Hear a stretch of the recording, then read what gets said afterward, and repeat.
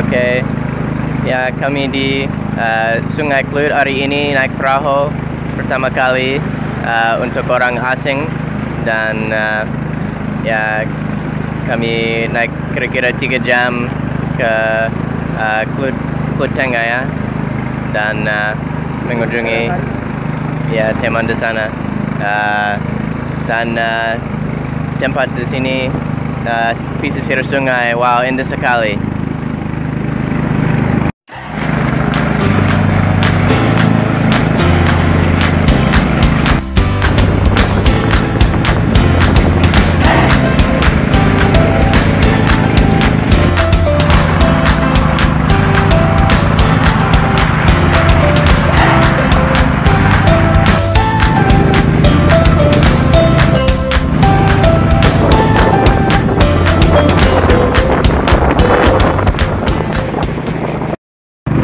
Ini tempat bagus untuk orang wisata datang. Ada tours memancing, pancing, ada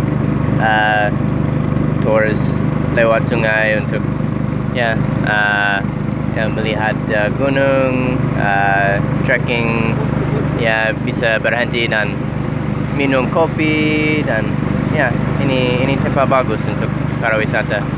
Terima kasih.